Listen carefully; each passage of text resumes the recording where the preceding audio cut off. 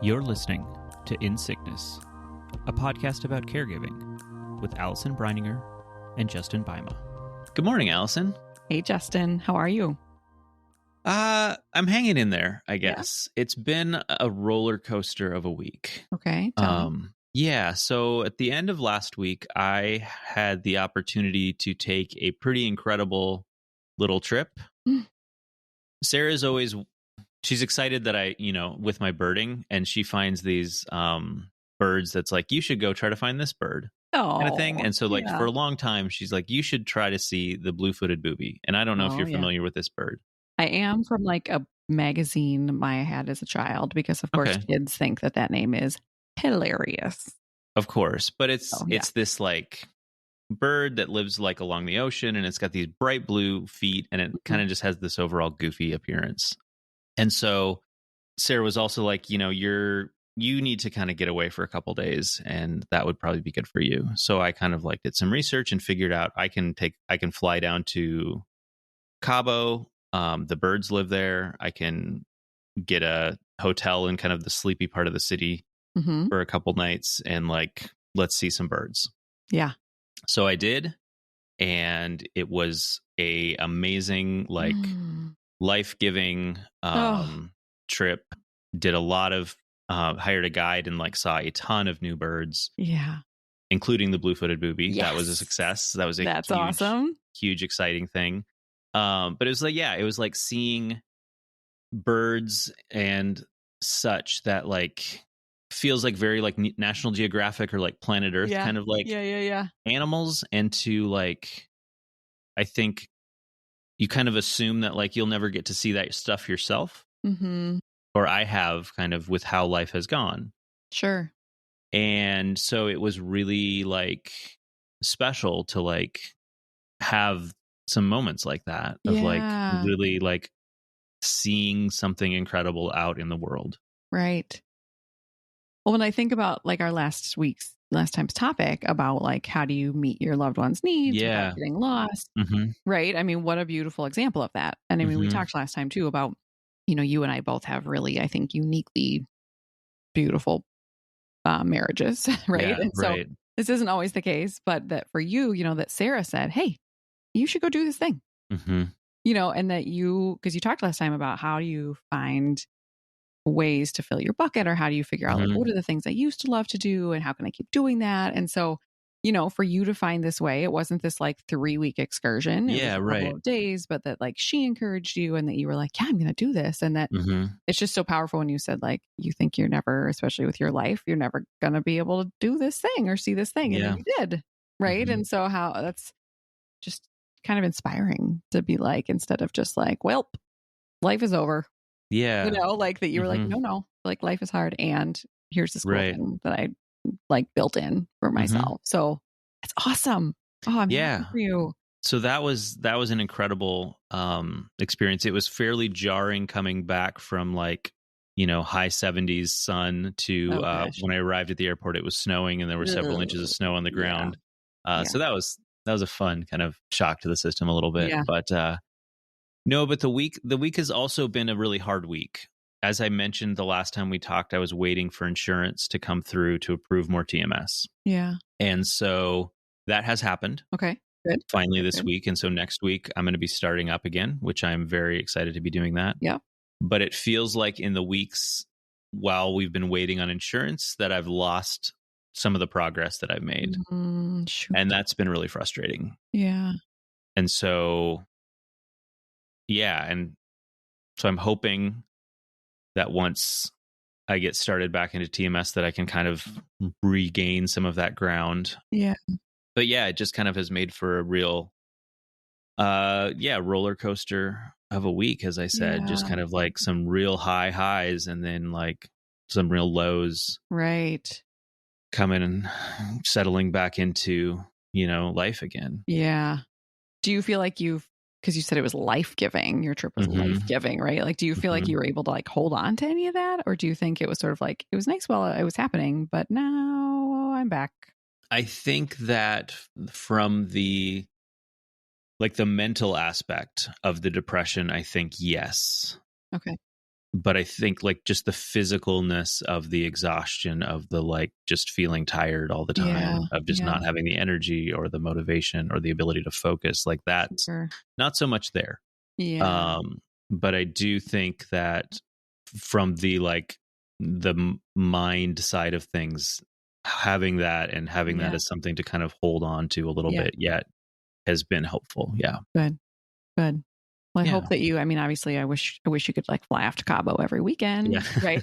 But that I hope that you can like hold on to that or continue. I mean, I think you're such a good model of this, of like finding little ways to do like a little day trip or a this or that. Just like get away from the routine and get get out. I know that getting out into nature is so filling for you, and seeing new birds. And so, continue modeling that for all of us, of like, it doesn't just have to be a giant thing. It can be a small thing. Right. Yeah. This was a giant thing. Yeah. For me and for a lot of people, but like, yes, I don't want to say had to come across that like we all need to find ways to like leave the country for several days and go to somewhere tropical. Like that's not. But wouldn't that be nice? It would be nice, but it's unfortunately. Shall we plan a caregiver retreat? Oh, that's not a bad idea. It's not a bad idea. Yeah, I don't. Yeah, I would just want to also acknowledge that like that's a real stretch for a lot of people, and there's ways we can find that in small ways too. Hopefully, yeah, for sure. So, wow, yeah. What about you? How's your week been going since we last talked? Well, I also went on a trip. Right. At the same time, look at us, just like usually never leaving our houses, and both of us jet setting off. So I got to go to New York City last weekend I'm part of a head and neck cancer awareness campaign. So there'll be more on that later. But so they flew 7 of us to New York to do some like interviews and video shoots and all of that. And so it was very cool. I'm glad I went. I'm also glad it's over. Yeah. And I'm back home. But I just met some really incredible people and just heard, all these stories of cancer and of diagnoses. And so 5 of them were the patients, and then 2 of us were caregivers. Okay. And so to hear just all these really incredible and sort of heartbreaking stories, but also, they're all survivors at this point. So that I'm glad that that's behind me. But I've just been thinking, like, I try to spend time each morning just really thinking about and praying for the people in my life who are going through hard stuff. Yeah. And it's just a long list. Right. And like yesterday morning, my brain was like overwhelmed. Like I almost need to like write down the list. I know a lot of people do that because I was like, oh, what about this? Oh, but I can't forget this person. And it's just, I think so many people are going through hard things. And especially we just know so many people who are going through hard medical things, both because we're in the FA community, but also, because I'm in this caregiver work, but just like also everybody. Right. Like if you're paying attention, most of your friends have some hard medical things somewhere in their family. Yeah. And so it was just kind of making me think about the fact that like life is hard, right? And it's not getting easier. And I think as a lot of us, like people our age are getting to the place where some of our parents, are starting to get sick or age or have, we're all aging, but have different medical needs. And so how do we keep going, right? How do we, I have this thing that a friend of mine cross-stitched for me a long time ago that I love that says, this is terrible, keep going. And so I was hoping today we could maybe just talk about like, how do we hold and acknowledge the reality that our individual lives, yours and mine, are hard. Yeah. Like harder than our neighbors, right? Potentially. And we're surrounded by people whose lives are hard. And how do we keep going? How do we move forward? How do we not give up? How do we not get sort of swept away or like drown in that? Yeah. So that's kind of what I'm thinking. What do you, when you hear that, what do you think when you hear all that? What does that pull out for you? Yeah. Certainly I can relate to that feeling of life. This life is really hard. Especially, I think there's that comparison piece of we see people around us like seemingly living carefree lives. And I know that we often don't see everything that's going on with those around us. And there is more suffering than maybe we visibly see out there. But we, as caregivers and the people we're caring for, like we've got it rough a lot of the time. And I think that can feel really unfair sometimes. Yeah. And that it can feel like, why are we the ones that have to have this life? When I was at the airport traveling down, I was having breakfast, and the table next to me was a couple, maybe a few years younger, but they were, excitedly talking about this trip they were taking together. And it was just like kind of a punch in the gut that, like, yeah, there was a time that would have been us, but like, yeah, that's not us. We can't do that anymore. That's not in the cards for us. And here I am alone doing this, but like, it's just me. Yeah. So I think there's all these moments where like we see that contrast between what's going on around us and see that comparison to us. And I think there's a lot of emotions that we can have as a result of that. There's that like feeling of unfairness, and like, why is this happening to us? And like, whether you feel angry or you feel, I don't think frustrated is a strong enough word. Yeah, right. But whatever those emotions are, I think it's important to make space for those. Like we've talked about the boardroom. Yeah. These emotions are coming up, and we need to allow space for them. Yeah. And something too I thought about is like, I think it can be easy to have these, or I don't know, easy is the right word, but like we can default to having these feelings like, why is my person sick? Why is this disease ravaging their bodies? Yeah. Why is dementia seemingly taking this person who I knew from me? Yeah. Why is this happening to them? This is unfair that this is their life. Yeah.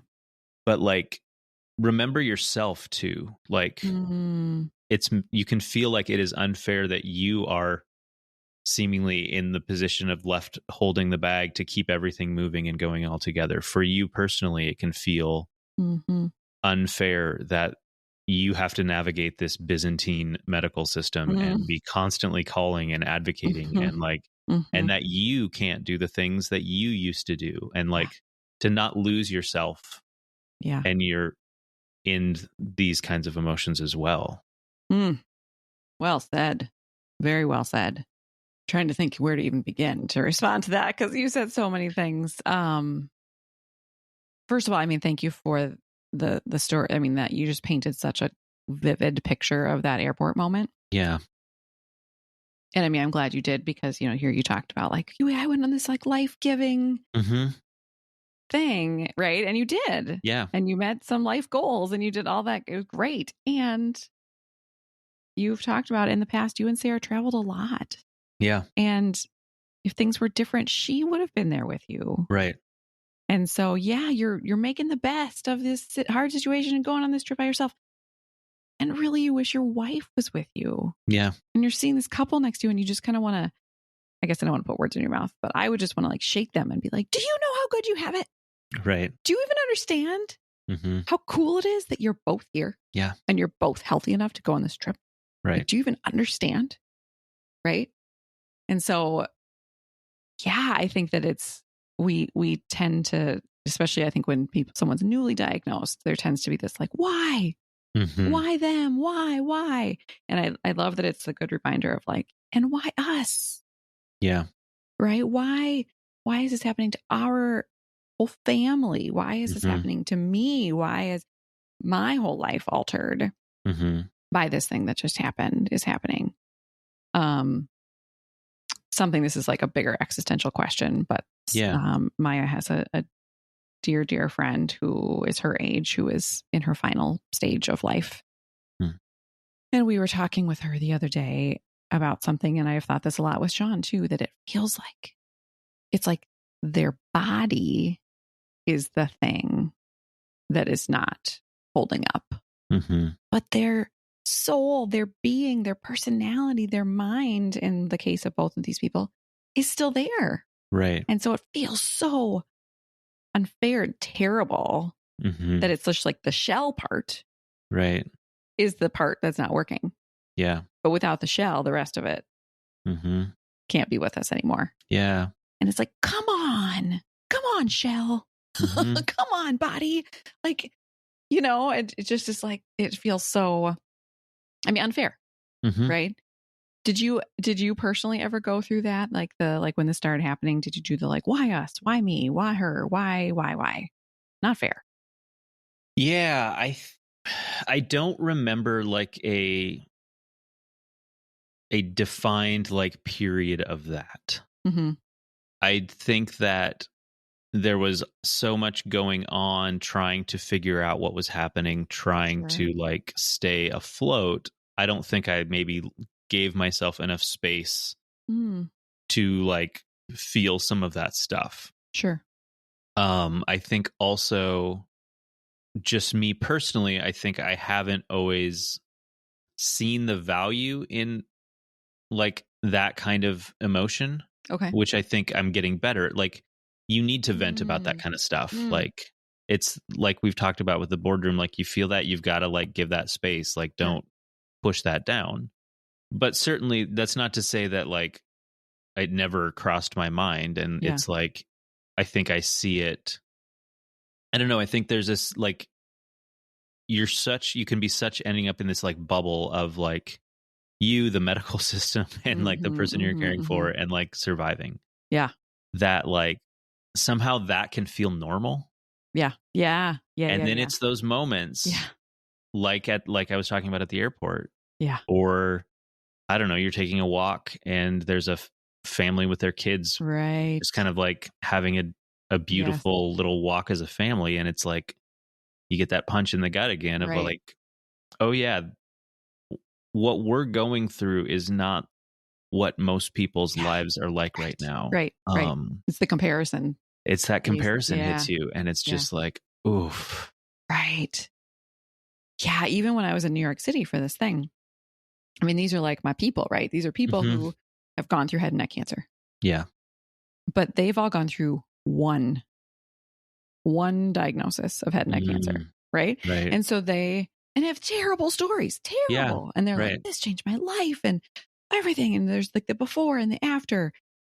And for us, like every time they'd be like, well, tell us about the diagnosis. I was kind of like, which one? Right? The big one, the Fanconi one, the bone marrow transplant, the trunk cancer, the throat cancer, the second throat cancer, the bladder cancer, you know, like, and so there's even that, like that sometimes I'm just like, when I'm telling the story of like, oh, this my husband has da, da, da, da, da, da, da, and I just see people's eyes go, woo, like get wide. And I'm like, oh yeah, that's right. I guess this is not normal. Or I'm sure I've told this story before, but this struck me that when it was his 40th birthday and I was renting the brewery. Yeah. And I was talking to the bar guy and I was like, you know, we're having this party. It's a really big deal. He has this disease and the median age of death is like 32. So the fact that he's turning 40 is a really big deal. And I just sort of said it like that. The guy was like jaw dropped. And he was like, you said that so casually. Right. I said, oh yeah, I guess so. You know, it's just part of our reality. And so I think that it's true. It's that comparison piece. And I think you're exactly right that everybody's got hard stuff and we don't see that, right? And you and I talk about our hard stuff a lot more than others. But I think sometimes it's when we see it, when we see like that couple at the next table, or when we see it on someone else's face. Yeah. You know, like me telling the story last weekend of like, well, then he had this and then he had this and then he had this. And just seeing people's like eyes get big and like, you know, it's like that puppy dog look of, and that it makes you realize, oh yeah, I guess it is pretty bad over here. Yeah. That sort of hits you. You're like, oh yeah, our life is way, you know, how do we compare, right? But we've gone through way more things than most. And so then you can look at this unfairness. And I think people have even said that. And so like, this doesn't seem fair.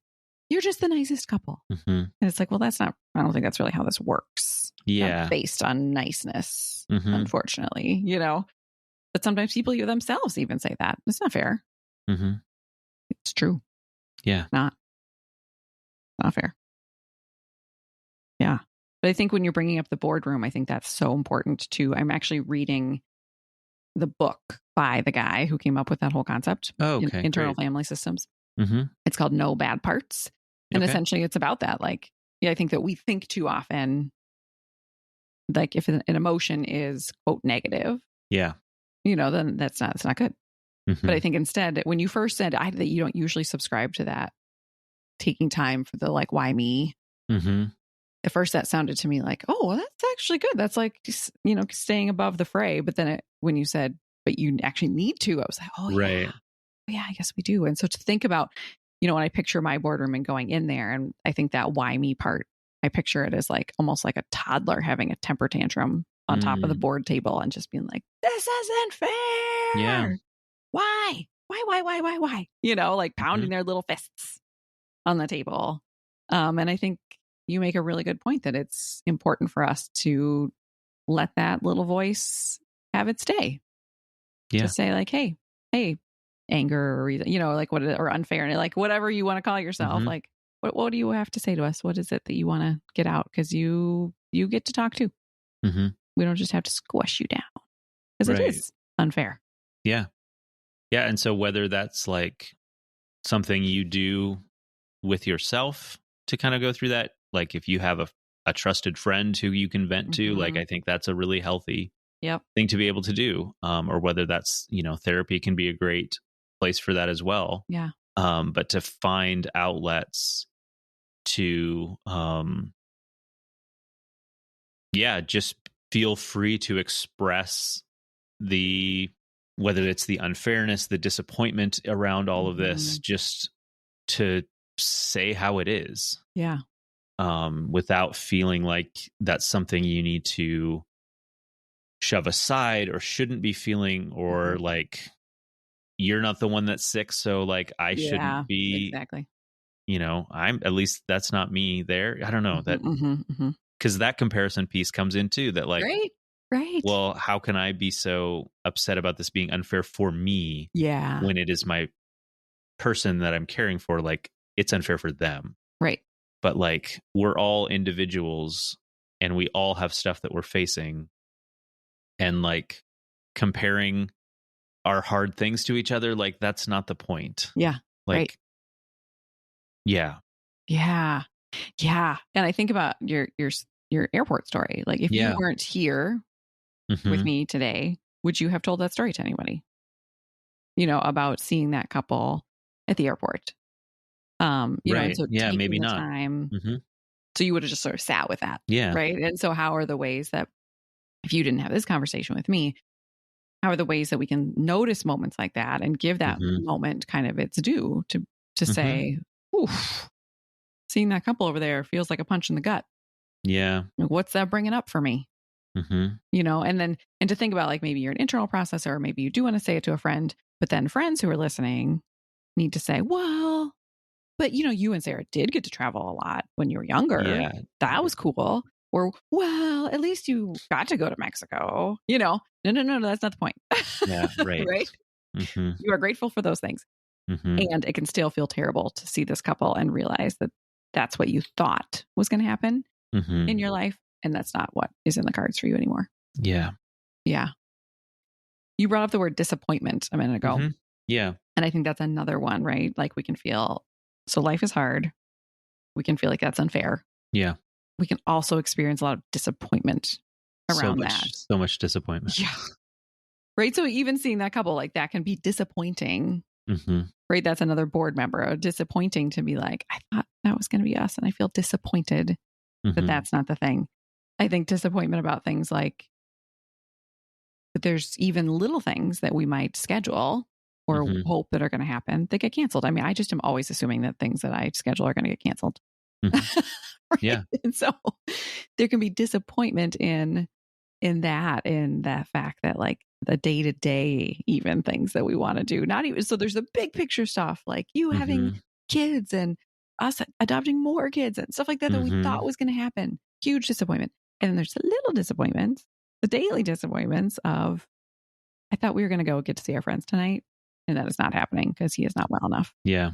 And then there's the disappointment often in our communities, right? Like people we thought were going to show up for us and didn't, or the people like if you had that moment where you said, I want to tell you this thing that I saw at the airport, and then your friend comes back and bright sides you.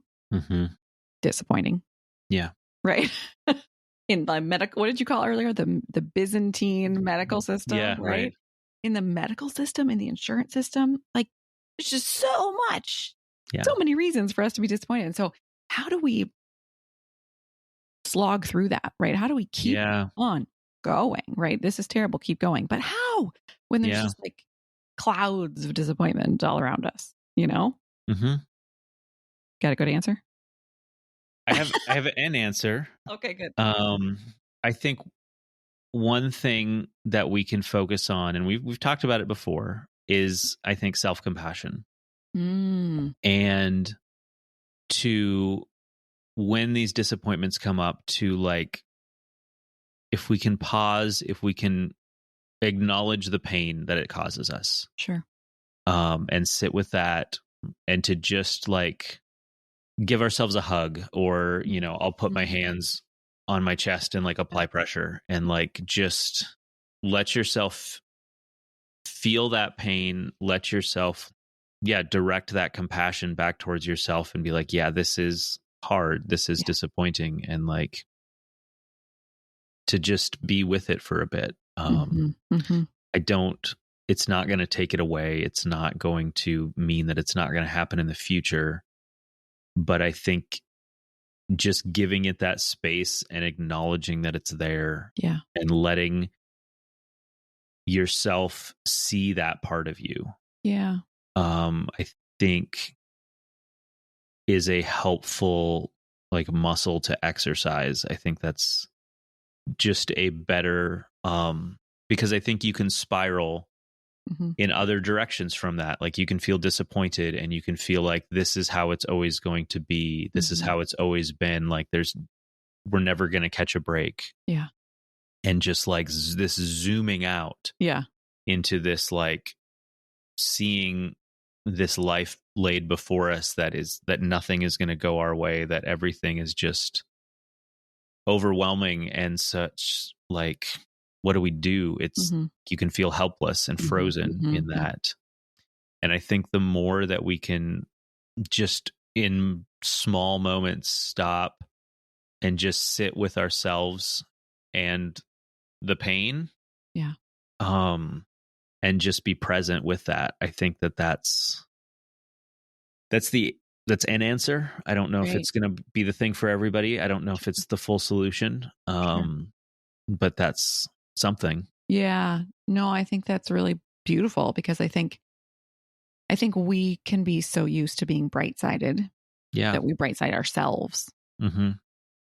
And so we could maybe feel this disappointment and then be like, well, but at least, right? And sometimes that can help, right? Yeah. But I think that we shut ourselves down, because that's the voices that we're hearing come towards us externally.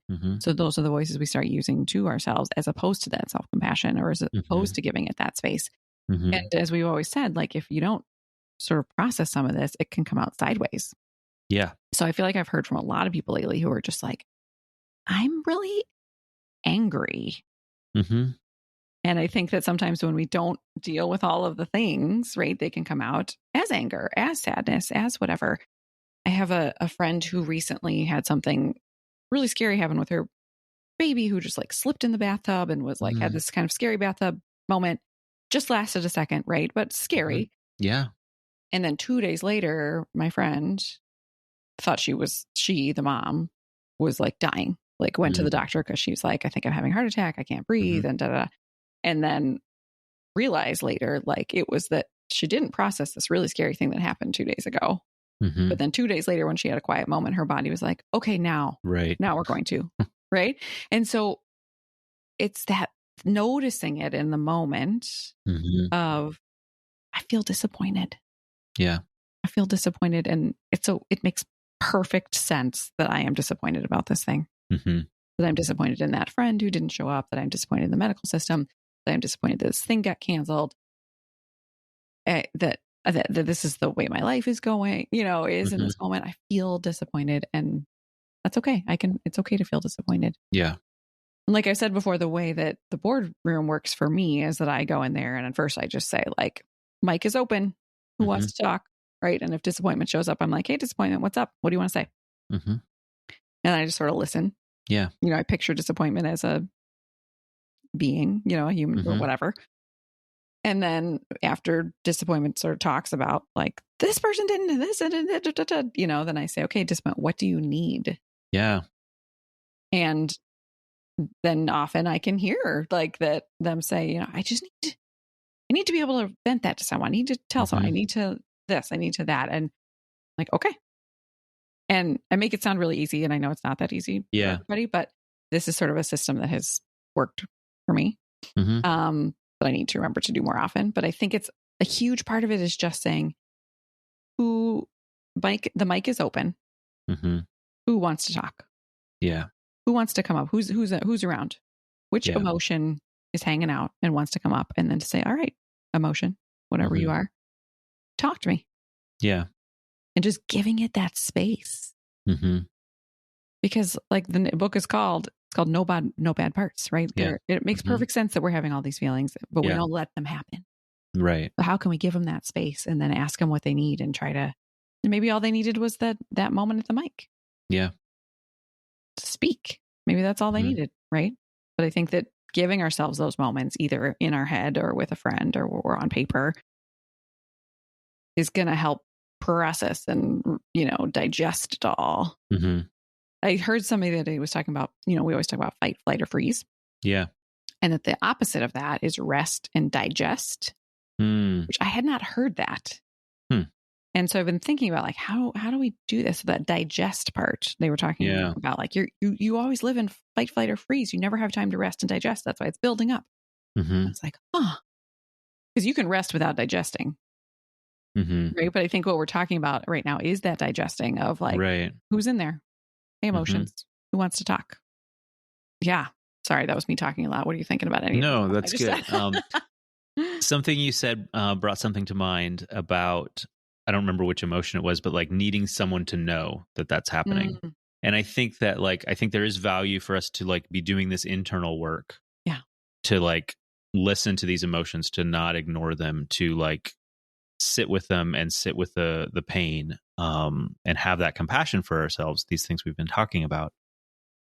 But having another person to, and I'm going to use the phrase that like I've talked about when Sarah's been really bad, like bearing witness to our suffering. Yeah. Like I think that we as caregivers, it can be so valuable to have another person know that this is really hard and that we're struggling and that this is painful and that we've experienced all of this disappointment and life feels unfair, to like, to be able to say that out loud. Yeah. And whether that's to a friend, whether that's to a therapist, whatever you have available for you. But to not have to keep that inside. Yeah. And to like say, it can be really powerful to say something out loud and to be really seen in that sense of like, yeah, this is not easy. Yeah. I just have to, in this moment, if it's okay, tell people that like I do caregiver coaching. Yeah. Right. And that's exactly the space I am trying to provide. And I have caregivers who say that say all their hard things. And then I basically just kind of get to nod. But you can tell that as I'm nodding, that they're like, whoa, nobody has ever nodded at me before when I've said that, Yeah. Because they have friends who get big eyes and say like, well, but what about, or, oh, you shouldn't say that, or, oh, it's not about, but in the space with me, I get it. Yeah. And so I just, I'm not trying to make it about me. I just want to tell people that if you're like, I don't have that friend, I don't have that therapist, that is something that I provide is that space for you to be able to say, this is hard. I'm angry. This feels unfair. I'm disappointed. And I can say, yep. It makes perfect sense that you feel that way. So anyway, if you're looking for a space for that and don't have it in your life, feel free to reach out. Because I just think that, yes, the community that we can have with people who get it, like that's gold. Right. It's just gold to be able to, not fear that someone's going to say, well, but at least, Yep. Yeah. I know that we have talked about like in the beginning, like when it's not when it's still acute, when it's still an acute thing before it's chronic, we might think like, okay, I'm just going to get through this. Yeah. Like, oh, he's in the ER. I'm just going to get through this couple days and then we'll whatever. But I know that for you and for me and for many of our listeners, this is a chronic, this is our life. Right. Right. And so how do we find ways to not just get through it, but instead have this sort of thing like woven into our lives or alongside it, or it's not sort of this hard thing that's like riding sidecar, right? It is our life, And so how do we shift to living that with that, knowing that like, okay, this isn't just like a blip that happened. This is like the part of the tapestry of what my life is. You know what I mean? Mm-hmm. How do we do that? Right. It's not easy. I think it's used an interesting phrase there because I think I talk about and use the phrase like learning to live alongside something. Yeah. And you use the phrase of like having it be woven into our lives. Yeah. And I think that that's an interesting way of looking at it. And I don't know if you have more to say on that, but just the like existing alongside it is still kind of like it's this separate thing. Right. But it's like in how you're phrasing that, you're much more acknowledging it that like this permeates every bit of our lives, I guess. Yeah.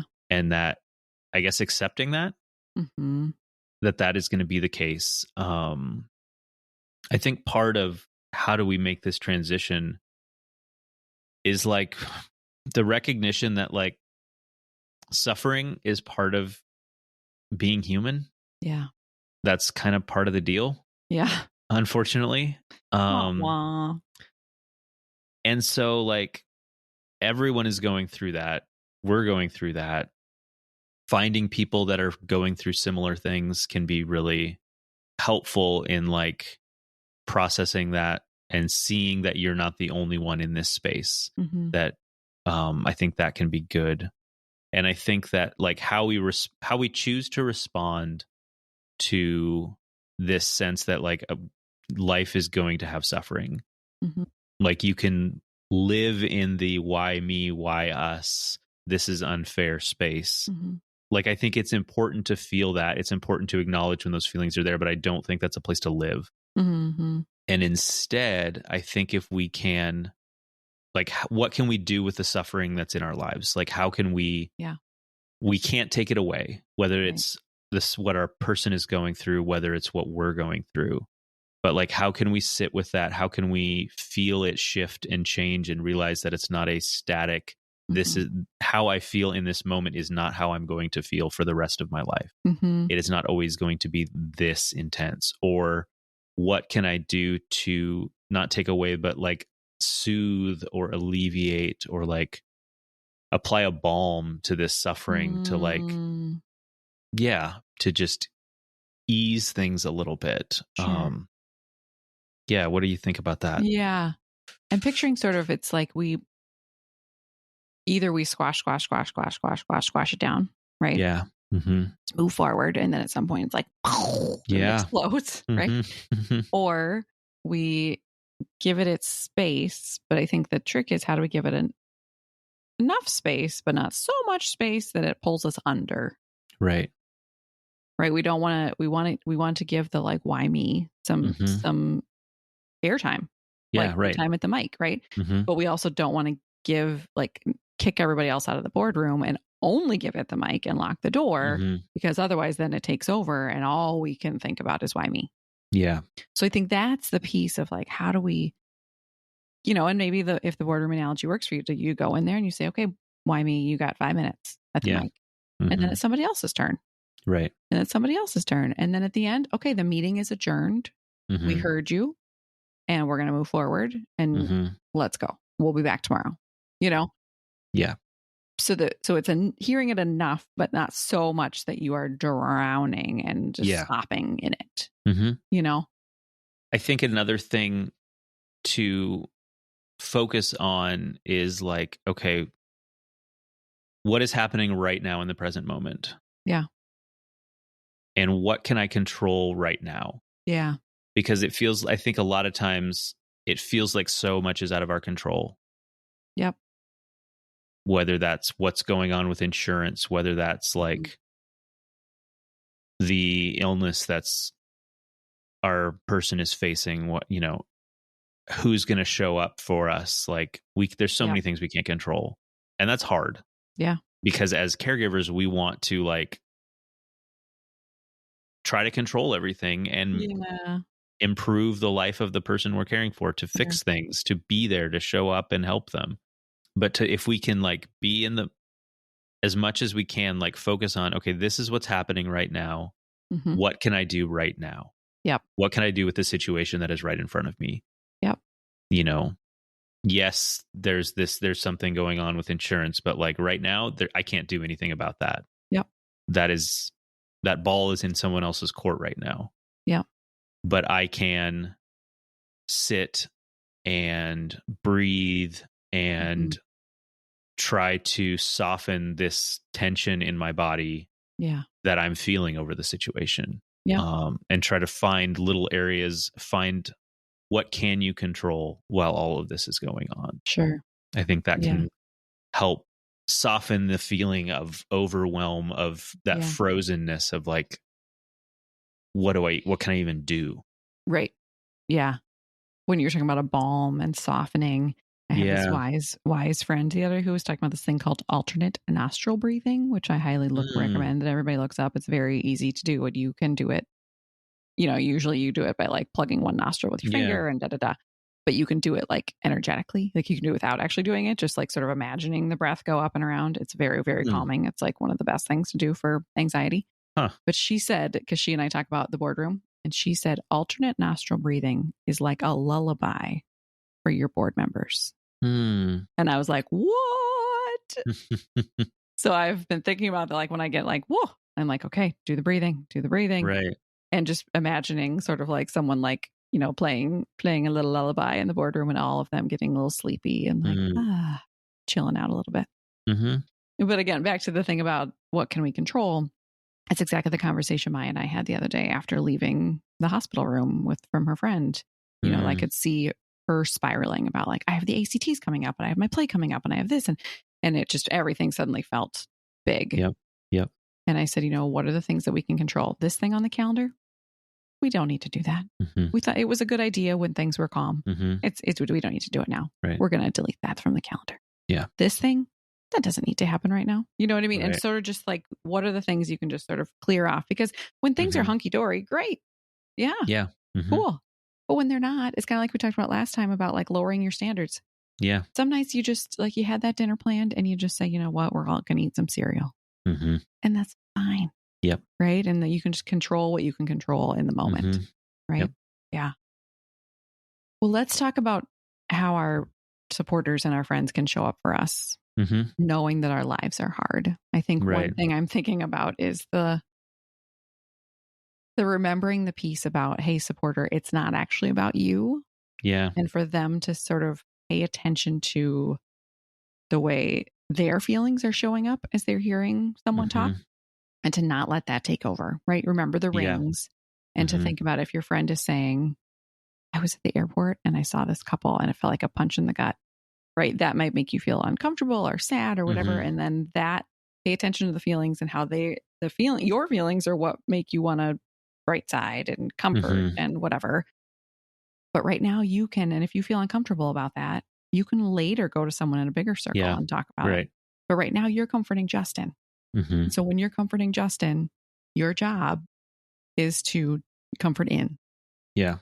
And listen and acknowledge and not validate. Yeah. And not fix it. Yeah.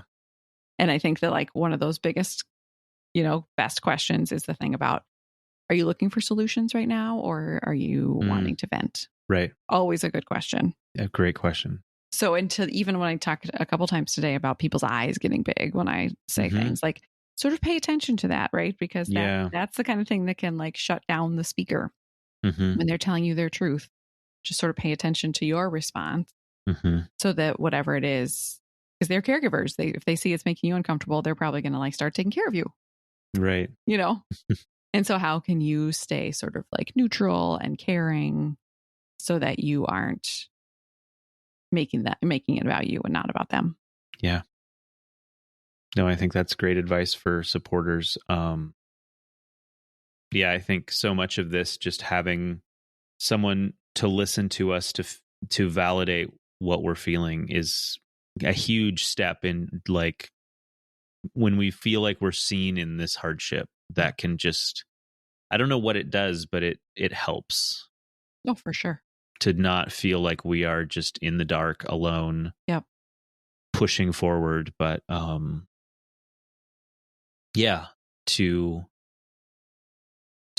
be seen as powerful.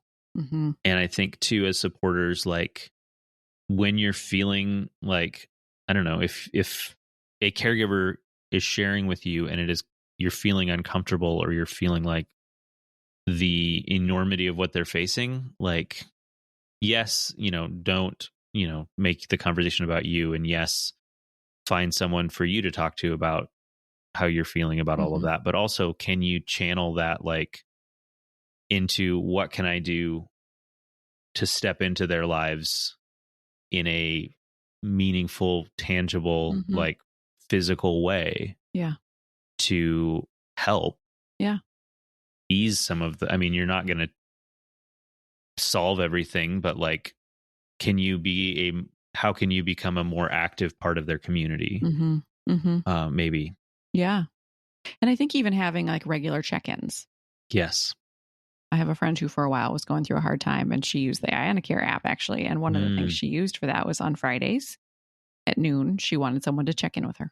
And we could all sign up. And she said, whether that means you send me a text, or we do a video call, or you send me some fun memes. But she said that way I just knew that on Friday at noon, I was going to have some sort of point of contact with my support community. That's lovely. Right? Yeah. And I was like, 3 cheers to you for asking for that. Right. For knowing that you need that, and to feel like I can make that ask. Yeah. Yeah. And so whether you're doing that, but if you're a supporter and you're listening to even, like, you write it on your calendar, hey, Wednesdays at noon, send your friend a text. Right. Or say, like, hey, every Saturday morning, do you want to take a walk? Or whatever it is. Right. And with no pressure, but, like, to say, I just know that this is hard stuff. And if you want to talk, because if you just say, if you want to talk, let me know. Right. But I think to set it up, to almost schedule it so that the caregiver knows when a hard things happens during the week, like, oh, on Saturday, I get to take a walk with my friend and I'll get to talk about it then, Yeah. Yeah. Yeah. To bring it back to kind of the phrase that you started with, like, this is terrible, keep going. Like, it's terrible, we have to keep going. But, like, if there's someone walking next to us, it's easier to keep going. Yeah. Yeah, exactly. Yeah. Beautifully said. That can't perfect end. That's just the way we have to end. We can't say anything better than that. That was great. Yes. Whew. All right. Thanks for the talk. Yeah, this was a good one. That you're alongside me in this. It's huge to have these conversations. And thank you for, I think that your airport story is going to stick with me, because I think that's a really poignant visual, right? Yeah. Of you started with, like, I went on this trip and it was amazing, and the birds, and but, like, without this deeper conversation, you might not have shared that. And so I think it's a really good example of how we can share our hard stuff too. So thanks for sharing that. Yeah. You're welcome. All right. Good to talk to you, friend. I'll talk to you soon. Okay. Sounds great. Okay. Bye. Bye. You've been listening to In Sickness. Find us online at insickness.care or on Instagram at insicknesspodcast.